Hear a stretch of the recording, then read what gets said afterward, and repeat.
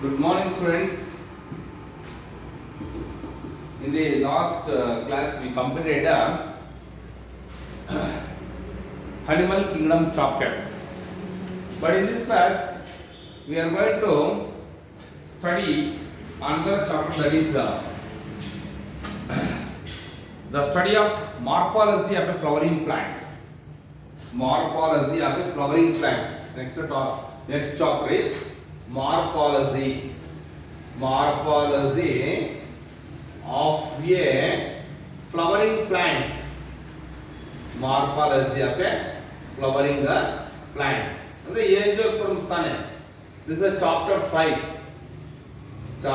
Fifth chapter is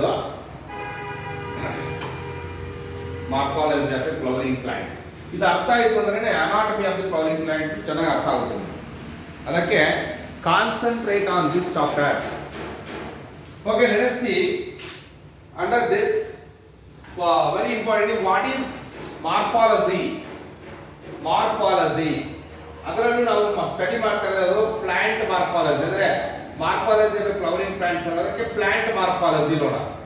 what is the definition of this plant morphology? Animal morphology, animal anatomy, plant morphology, plant anatomy ಆ ರೀತಿ ಬರುತ್ತೆ. ಏನಿದು plant morphology ಅಂದ್ರೆ ಏನು? Morphology ಅಂದ್ರೆ external features.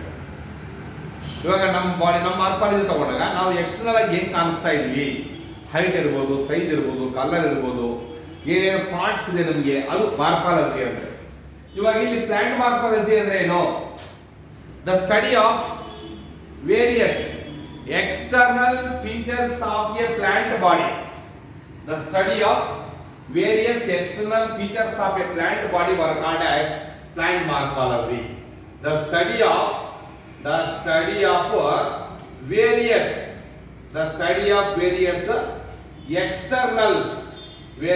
external features ಅಂದ್ರೆ ಲಕ್ಷಣಗಳು, features of a plant body were called as plant morphology.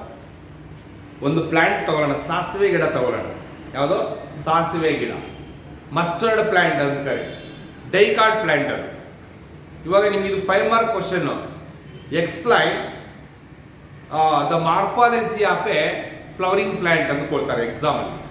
ಅವಾಗ ನೀವೇ ಅಸಂಪ್ಷನ್ ಡಯಾಗ್ರಾಮ್ ಬರೆದು, ಈ ಫ್ಲವರಿಂಗ್ ಪ್ಲಾಂಟ್ ಡಯಾಗ್ರಾಮ್ ಬರೆದು, ಮಸ್ಟರ್ಡ್ ಪ್ಲಾಂಟ್ ನಿಮ್ಮ ಟೆಕ್ಸ್ಟ್ ಬುಕ್ ಅಲ್ಲಿ ನೋಟ್ಸ್ ಅಲ್ಲೂ ಕೊಟ್ಟಿದ್ದೀನಿ, ಅದರ ಡಯಾಗ್ರಾಮ್ ಬರೆದು ಲೇಬಲ್ ಮಾಡಿ ನೀವು ಎಕ್ಸ್ಪ್ಲೈನ್ ಮಾಡಬೇಕಾಗುತ್ತೆ. ಅದಕ್ಕೆ ಮುಂಚೆ ವಾಟ್ ಈಸ್ ಪ್ಲಾಂಟ್ ಮಾರ್ಫಾಲಜಿ ಅಂದ್ರೆ the study of various external features of a plant body work ಆದರೆ ಪ್ಲಾಂಟ್ ಮಾರ್ಫಾಲಜಿ. ಹಾಗಾದ್ರೆ ವಾಟ್ ಈಸ್ ಪ್ಲಾಂಟ್ ಅನಾಟಮಿ? ಏನಿದು ಪ್ಲಾಂಟ್ ಅನಾಟಮಿ ಅಂದ್ರೆ ಏನು? ಪ್ಲಾಂಟ್ ಅನಾಟಮಿ ನೋಡಿ, ಅನಾಟಮಿ ಅಂದ್ರೆ internal, the study of internal parts of a plant body or animal body. ಇವಾಗ ನಮ್ಮ ಆಚೆ ಕಡೆ ಇರೋದು ಬಾಹ್ಯಕ್ಕೆ ಏನು ಕಾಣಿಸ್ತಾ ಇದೆಯೋ, ಆಚೆ ಕಡೆ ಏನು ಕಾಣಿಸ್ತಾ ಇದೆಯೋ ಆ ಪಾರ್ಟ್ಸ್ ಅನ್ನು ಸ್ಟಡಿ ಮಾಡೋದು ಮಾರ್ಫಾಲಜಿ ಅಂತ ಕರೀತೀವಿ. ಬಾಡಿ ಒಳಗಡೆ ಇರ್ತಕ್ಕಂಥ ಪಾರ್ಟ್ ಸ್ಟಡಿ ಮಾಡೋದ್ರೆ ಅನಾಟಮಿ ಅಂತ ಕರೀತೀವಿ. ಇವಾಗ ಪ್ಲಾಂಟ್ ಅನಾಟಮಿ ಅಂದ್ರೆ ಏನು? The study of internal parts of the plant body var called as plant anatomy. The study of internal parts of a plant body were called as plant anatomy ಅಂತ ಕರೀತೀವಿ. So ಅಲ್ಲಿಗೆ ಎರಡು concepts ಆಯ್ತು ನಿಮಗೆ. ಒಂದು plant morphology ಅಂದ್ರೆ ಏನು, ಇನ್ನೊಂದು ಪ್ಲಾಂಟ್ ಅನಾಟಮಿ ಅಂದ್ರೆ ಏನು ಕಂಪ್ಲೀಟ್ ಆಯ್ತು. But now we are going to study about one 5 mark question. Explain the parts of a flowering plant. 5 mark question ಇದು. Explain the parts of a flowering plant ಅಂತ 5 mark question ಇದು. Explain the parts of a flowering plant. ಈ question ಅನ್ನ ನಿಮ್ಗೆ ಈ ರೀತಿಯಲ್ಲಿ ಕೇಳಬಹುದು. Explain the morphology of a flowering plant. Explain the morphology of a flowering plant ಅಂತ ಕೇಳ್ತಾರೆ 5 ಮಾರ್ಕ್ ಕ್ವಶನ್ಗೆ. Explain the morphology of a flowering plant. ಇವಾಗ ಹೇಗೆ ಇದರ ಪಾಯಿಂಟ್ ವೈಸ್ ನೋಡೋಣ. So if you take the morphology of a flowering plant, the flowering plant that mainly consists of underground root system and aerial shoot system. ಏನು ಮಹಾ easy ಇದೆ. ಇವಾಗ ಇದೇ plant ತಗೊಳ್ಳಿ, ಒಂದು ಮಾರ್ಪಾಲಜಿ ಆಫ್ ಫ್ಲವರಿಂಗ್ ಪ್ಲಾಂಟ್ ಅಂತ ತಗೊಳ್ಳಿರೋಣ.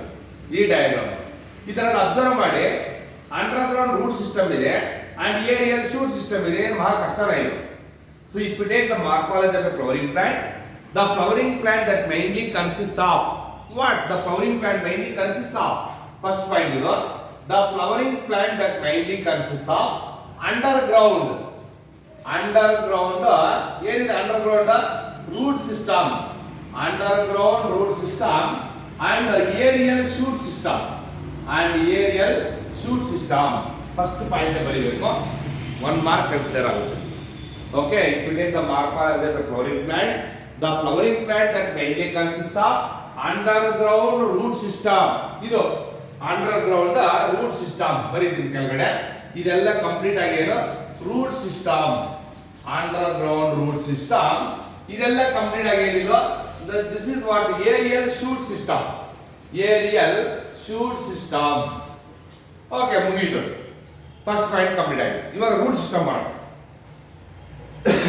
The underground root system that mainly consists of, ನೋಡಿ ಇವಾಗ the underground root system that mainly consists of what? ಏನಿರುತ್ತೆ ಅದರಲ್ಲಿ?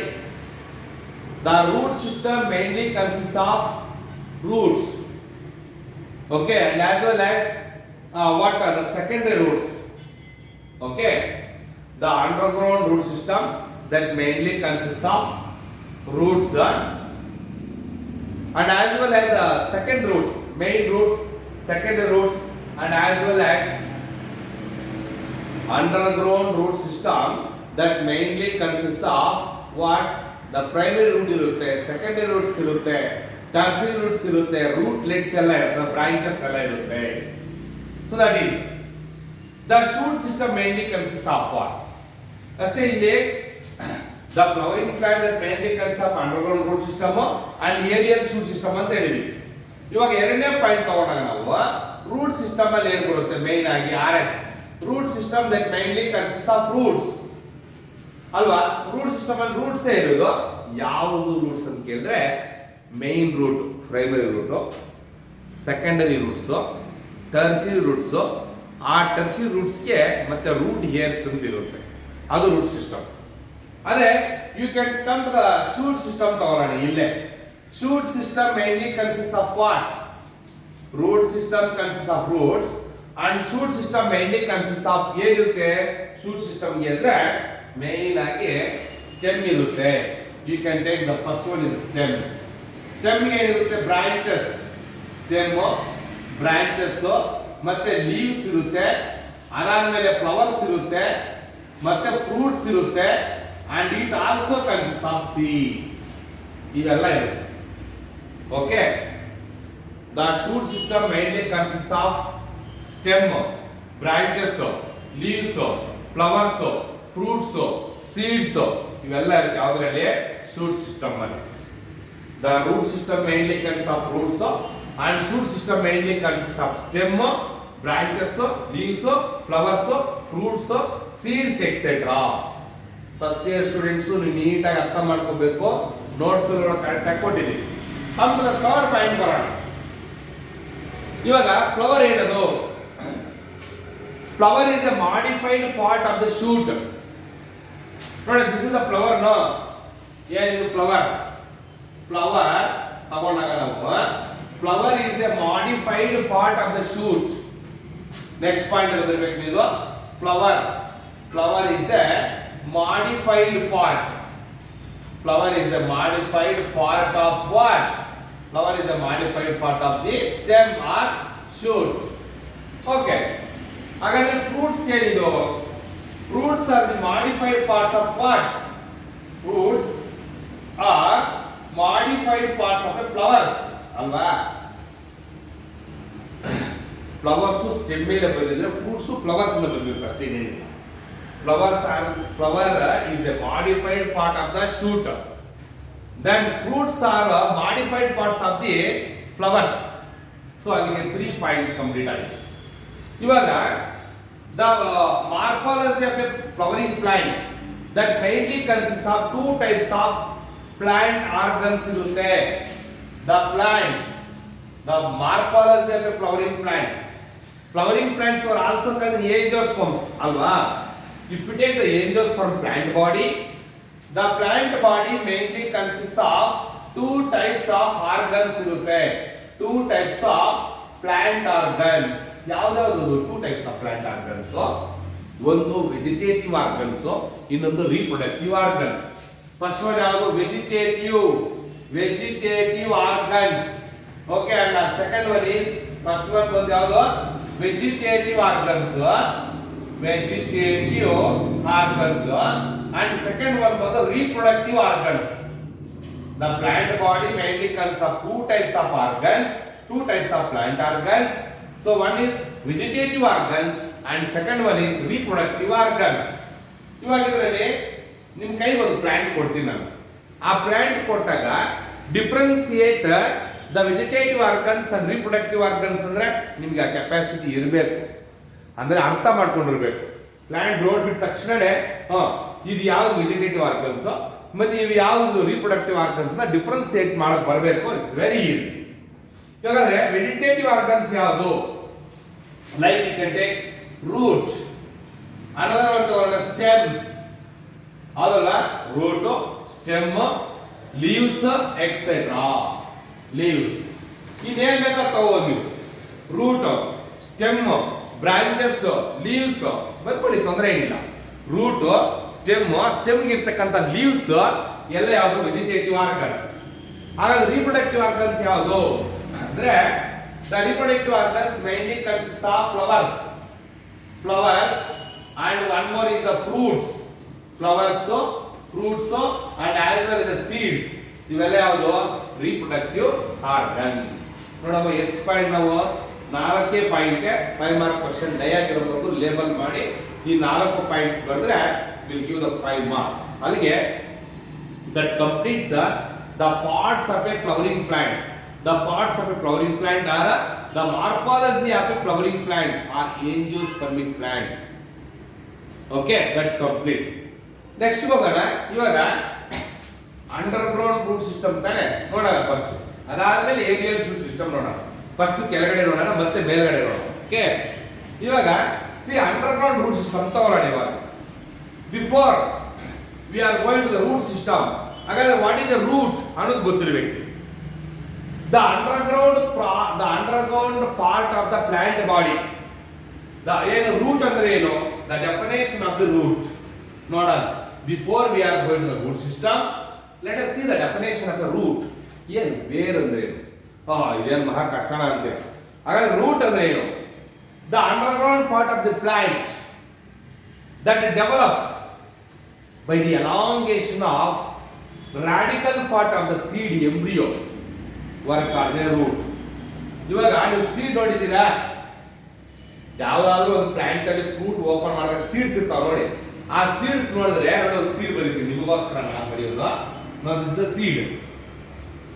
ಆ ಸೀಡ್ ಅಲ್ಲಿ ಎಂಬ್ರಿಯೋ ಇರುತ್ತೆ. ಏನಿರುತ್ತೆ? ಎಂಬ್ರಿಯೋ.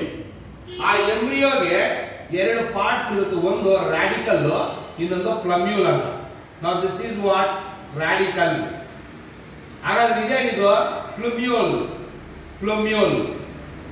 ಹಾಗಾದ್ರೆ ರಾಡಿಕಲ್ ಇಂದ ಏನು ಬರುತ್ತೆ? ರೂಟ್ ಸಿಸ್ಟಮ್ ಬರುತ್ತೆ. ಈ ರಾಡಿಕಲ್ ಎಲಾಂಗೇಷನ್ ಆಗಿ ರೂಟ್ ಸಿಸ್ಟಮ್ ಬರುತ್ತೆ, ರೂಟ್ ಬರುತ್ತೆ. ಪ್ಲಮ್ಯೂಲ್ ಎಲಾಂಗೇಷನ್ ಆಗಿ ಶೂಟ್ ಬರುತ್ತೆ. ಕ್ಲಿಯರ್ ಆಯ್ತಲ್ವಾ? ಹಾಗಾದ್ರೆ ಡೆಫಿನೇಷನ್ ಅರ್ಥ ಮಾಡ್ಕೊಳ್ಳಿ. ರೂಟ್ ಅಂದ್ರೆ ಏನು? Root is a underground part of the plant develops by the elongation of radical part of the seed embryo work ಆದ್ರೆ ರೂಟ್. ಇನ್ನೊಂದ್ಸಲ ಹೇಳ್ತೇನೆ. Root is a underground part of the plant that develops by the elongation of radical part of the seed embryo.